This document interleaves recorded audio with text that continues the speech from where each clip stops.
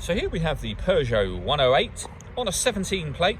I'm going to start off by showing you around the outside of the car, and then we'll hop in and run through some controls on the inside. But from the outside, you can see it's a 5-door car with alloy wheels and tinted windows. Let's start off inside the boot and then work our way around the rest of the car from there. So as we approach the boot, you'll see that given the size of the car, we've got plenty of boot space. There's a very deep boot on this car, along with that 50-50 split folding rear seat, should you wish to increase that space further.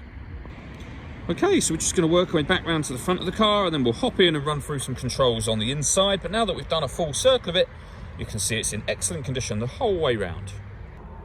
Just briefly before we climb in, I think it's well worth seeing the interior from this exterior point of view. There's plenty to run through on the dashboard, so let's hop in and we'll do that now.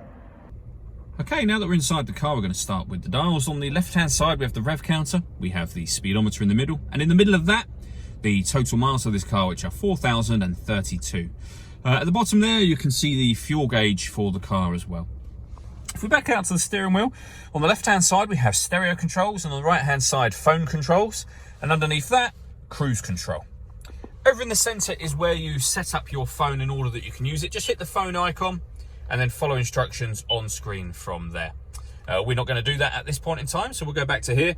When it comes to music in this car, we have FM, AM, and DAB radio, a USB input. You can stream your music wirelessly via Bluetooth audio, once you've paired your phone, of course, and we have an AV input, or auxiliary input as it's known. Again, if we go back to here, this button here enables you to connect your smartphone via the USB cable, and then you can have certain Peugeot-friendly apps up on this screen, should you wish to. Below that, we have the air conditioning. So we have fan speed, temperature on this outer dial here. You can determine where you'd like the air to be distributed. Then when you're happy with those settings, the air conditioning is off or on.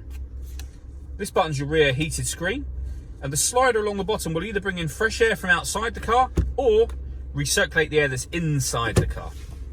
And under that, we have a 12-volt charging socket, along with a USB and auxiliary or AV input that we mentioned a moment ago, a couple of cup holders, and the 5-speed manual gearbox. All that leaves me to say is thank you for taking the time to watch this video.